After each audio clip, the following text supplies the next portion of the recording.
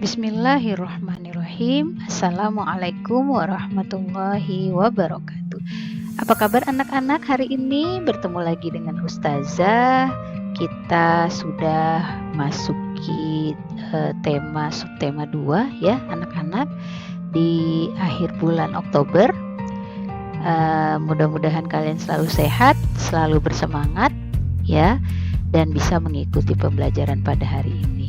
Kita buka pembelajaran kita dengan membaca basmalah. Bismillahirrahmanirrahim. Hari ini Ustazah akan menjelaskan materi IPS, yaitu tentang kegiatan ekonomi. Oke, tujuan pembelajaran pada hari ini adalah yang pertama, peserta didik dapat mengetahui tujuan dari kegiatan ekonomi. Yang kedua, peserta didik dapat mengidentifikasi bentuk-bentuk kegiatan ekonomi. Oke, kita akan masuk ke materi. Coba perhatikan gambar berikut. Gambar 1, gambar 2, gambar 3. Gambar di atas ini merupakan proses pengelolaan beras hingga menjadi nasi. Jadi dari beras hingga menjadi nasi. Nah, kegiatan di atas ini merupakan proses kegiatan ekonomi. Nah, seperti ini ya yang namanya kegiatan ekonomi. Jadi dari petani ya menanam padi, lalu padinya panen menjadi beras, berasnya dijual oleh penjual beras ya, lalu dibeli oleh kita, lalu kita makan di rumah ya. Nah, ini adalah proses kegiatan ekonomi. Nah, ini contoh proses kegiatan ekonomi yang kedua, yaitu nelayan menangkap ikan di laut. Selanjutnya hasil tangkapannya dibawa ke pelelangan ikan. Di situ dipisahkan ya, mana ikan yang besar, mana ikan yang kecil ya. Kan kadang kalau nangkap ikan biasanya beda-beda ikannya. Ya, lalu diangkut ke kota. Ya, ikannya diangkut ke kota. Di situ dibawa ke pasar, ikannya diangkut ke kota dan dibawa ke pasar ikan. Nah, pedagang membeli dengan para pengangkut ikan ini ya, biasanya dia sudah membuat janji dengan tempat pelelangan ikan. Nah, lalu mereka memesan, akhirnya diantar ke pasar ikan.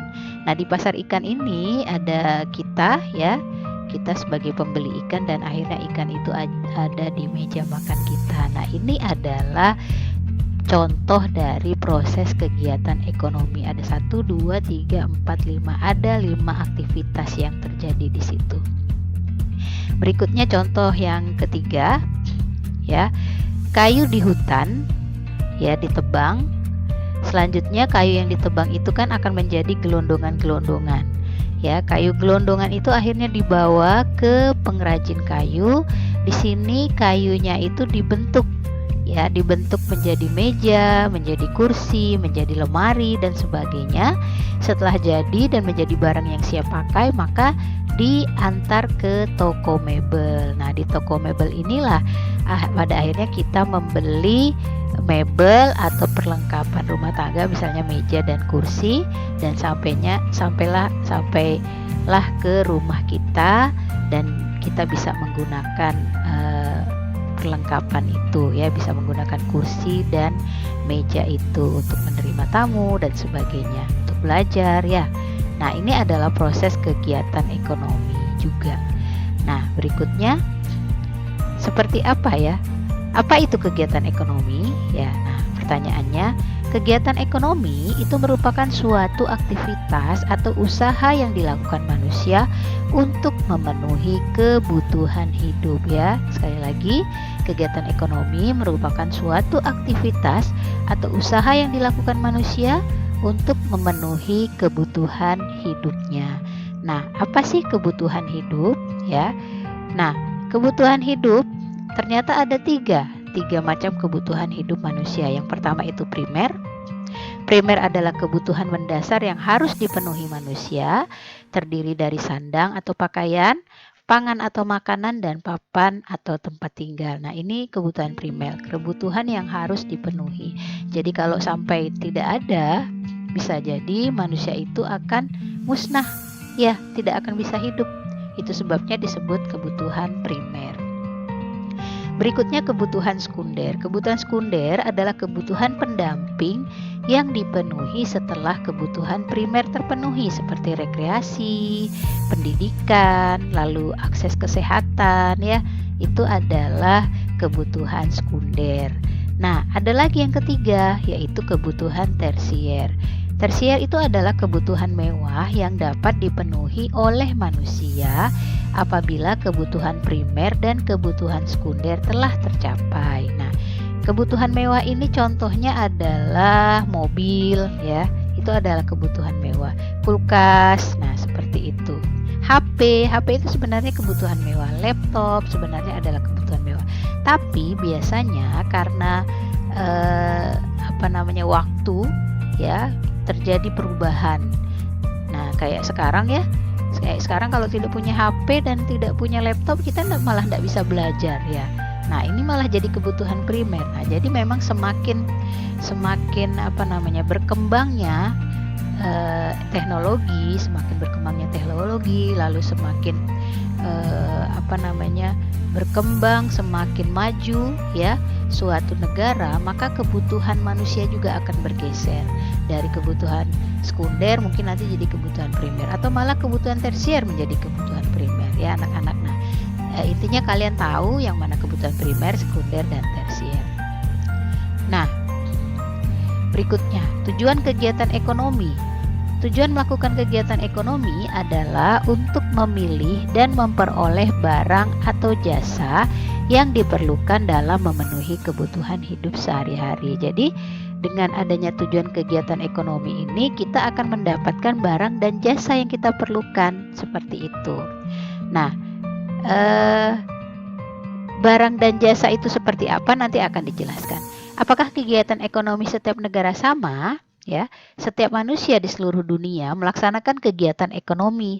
Namun, kegiatan ekonomi setiap negara dapat saja berbeda disebabkan banyaknya faktor seperti lingkungan yang berbeda, masyarakat yang berbeda, serta budaya yang berbeda. Nah, ini yang bisa mengakibatkan terjadinya perbedaan dari kegiatan ekonomi tiap negara.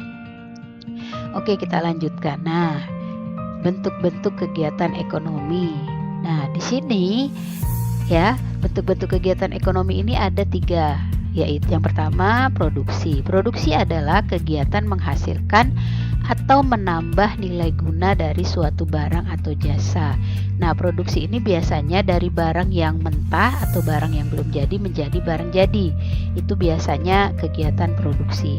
Kegiatan distribusi adalah kegiatan menyalurkan jasa atau barang yang telah diproduksi untuk dapat dikonsumsi. Nah, ini proses yang kedua. Ya, yang ketiga adalah konsumsi, kegiatan memakai atau menghabiskan nilai guna suatu barang atau jasa. Ya, barang-barang yang kita pakai, yang kita makan, nah itu namanya konsumsi. Nah, contoh, kita jelaskan dulu produksi. Produksi, orang yang melaksanakan kegiatan produksi itu disebut produsen. Nah, jadi orangnya itu disebut produsen kalau produksi itu. Nah, produksi ini dibagi menjadi 2. Yang pertama, produksi barang adalah usaha untuk menghasilkan barang yang siap untuk memenuhi kebutuhan, misalnya gula, pakaian, tas, meja, lemari, dan lain sebagainya. Nah, ini adalah produksi barang. Intinya adalah barang yang terlihat oleh kita. Yang kedua adalah produksi jasa. Produksi jasa adalah kegiatan untuk menghasilkan jasa dalam memenuhi kebutuhan manusia, misalnya guru, tukang cukur, ojol atau ojek online ya, atau Gojek. Nah, itu adalah produksi jasa yang tidak terlihat bentuknya, tapi yang dilakukan adalah pelayanan. Kita merasakan pelayanan yang dia berikan. Nah, itu ya bedanya antara barang dengan jasa. Oke, yang kedua, ini adalah contoh dulu. Contoh kegiatan produksi barang. Menanam sayur, ya barangnya terlihat yaitu sayuran. Beternak hewan, ya barangnya adalah hewan. Membuat meja, barangnya adalah meja. Nah, ini adalah contoh kegiatan produksi. Kegiatan jasa seperti apa? Contoh kegiatan produksi jasa itu yang pertama adalah guru mengajar di kelas, ya. tidak terlihat tapi kalian paham dengan apa yang dijelaskan guru. Kalian mendengar apa yang dijelaskan guru. Nah, itu kegiatan produksi jasa. Lalu polisi mengatur lalu lintas. Ya, jadi pelayanan yang diberikan. Begitu juga dokter memeriksa pasien. Nah, tidak terlihat kan barangnya, tapi dokter ini memberikan pelayanan kepada pasiennya. Nah, ini yang dikatakan produksi jasa. Masih banyak produksi barang dan produksi jasa yang lain. Ya, Ustazah hanya ngambil contoh 3 saja. Nah, berikutnya yang kedua adalah distribusi. Orang yang melaksanakan kegiatan distribusi disebut distributor, ya anak-anak. Nah, distribusi ini dibagi menjadi 2, ada distribusi langsung dan ada distribusi tak langsung. Distribusi langsung merupakan proses penyaluran barang dari produsen yang dilakukan langsung ke konsumen tanpa ada perantara. Ya, jadi dari produsen itu langsung ke konsumen. Itu contohnya adalah pedagang bakso, seperti itu ya.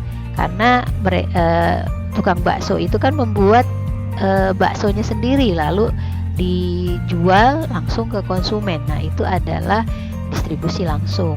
Kalau distribusi tidak langsung itu merupakan proses penyaluran barang dari produsen yang dilakukan melalui perantara, ya. Jadi dia dari produksi, ya, dari produsen itu tidak langsung ke konsumen tapi ada perantara. Nah, itu contohnya agen kain.